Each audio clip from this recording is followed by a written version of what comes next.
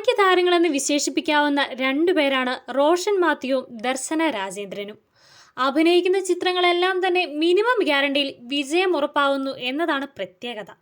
അത്തരത്തിൽ ഇരുവരും ഒരുമിച്ച് അഭിനയിച്ച് ബുസാൻ ഇന്റർനാഷണൽ ഫിലിം ഫെസ്റ്റിവലിൽ വരെ അവാർഡ് നേടിയ ചിത്രമാണ് പാരഡൈസ്.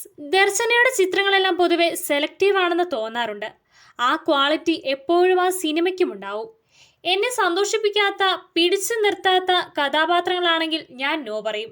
എന്റെ ഇപ്പോഴത്തെ സന്തോഷവും സമാധാനവുമെല്ലാം പല നോ കാരണമാണല്ലോ. ലൈഫിലായാലും അതെ, സിനിമയിലായാലും അതെ. ശ്രീലങ്കൻ സാമ്പത്തിക പ്രതിസന്ധിയും അനുബന്ധ വിഷയങ്ങളും സിനിമയിൽ പ്രതിപാദിക്കുന്നുണ്ട്. അവിടുത്തെ ആളുകൾക്ക് ഈ സിനിമ ഒരു ലൈഫ് ലൈൻ ആയിരുന്നു. അവർ അത്രയും ബഹുമാനിക്കുകയും ആരാധിക്കുകയും ചെയ്യുന്ന ഒരു സംവിധായകൻ മറ്റൊരു ഇൻഡസ്ട്രിയിലേക്ക് പോവുകയും സിനിമ ചെയ്യുന്നതും വലിയൊരു വാതിലാണ് അവർക്ക് തുറന്നു കൊടുക്കുന്നത്. മാത്രമല്ല, ഒരു ഇന്റർനാഷണൽ പ്രൊഡക്ഷന്റെ ഭാഗമായി ആ ഒരു ലെവലിലാണ് സിനിമ ചെയ്യുന്നത്. റോഷനും ദർശനയും ഒരു ചാനലിന് നൽകിയ അഭിമുഖത്തിനിടയിലാണ് ഇക്കാര്യം പറഞ്ഞത്. ഇന്ത്യൻ ദമ്പതികൾ ഒരുമിച്ച് തങ്ങളുടെ വിവാഹ വാർഷികം ആഘോഷിക്കാനായി ശ്രീലങ്കയിലെത്തുകയും അവിടെ ഉണ്ടാവുന്ന സംഭവ വികാസങ്ങളുമാണ് ചിത്രത്തിന്റെ ഇതിവൃത്തം. യഥാർത്ഥ പ്രതിസന്ധികളുടെ ഒരു നേർക്കാഴ്ചയാണ് പാരഡൈസ് എന്ന ചിത്രം ഒരുക്കിയിരിക്കുന്നത്. ഭാഷ അറിയാതെ ഏത് ഇൻഡസ്ട്രിയിൽ അഭിനയിച്ചാലും ഒരു ആക്ടറിനെ സംബന്ധിച്ച് അയാളുടെ എല്ലാ ഇമോഷൻസിനെയും അതിലേക്ക് കൊണ്ടുവരാൻ കുറച്ച് ബുദ്ധിമുട്ടായിരിക്കുമെന്നാണ് ദർശന പറഞ്ഞത്.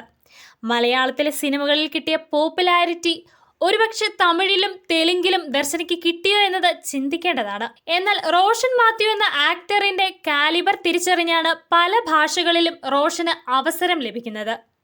ആണും പെണ്ണും എന്ന ചിത്രത്തിലെ സീനിനെ കുറിച്ച് ചോദിച്ചപ്പോൾ ദർശന പറഞ്ഞത് ഇങ്ങനെയാണ്: നാടകത്തിൽ നിന്നും ഞാൻ മനസ്സിലാക്കിയത് എൻ്റെ ശബ്ദവും ശരീരവും എൻ്റെ ടൂൾസ് മാത്രമാണ്. അത് ഏതൊക്കെ രീതിയിൽ ഉപയോഗിക്കാൻ പറ്റുമോ അങ്ങനെയെല്ലാം യൂസ് ചെയ്യുക എന്നതാണ് കാര്യം. എൻ്റെ ചിന്തയിൽ ആ കഥാപാത്രം മാത്രമേയുള്ളൂ.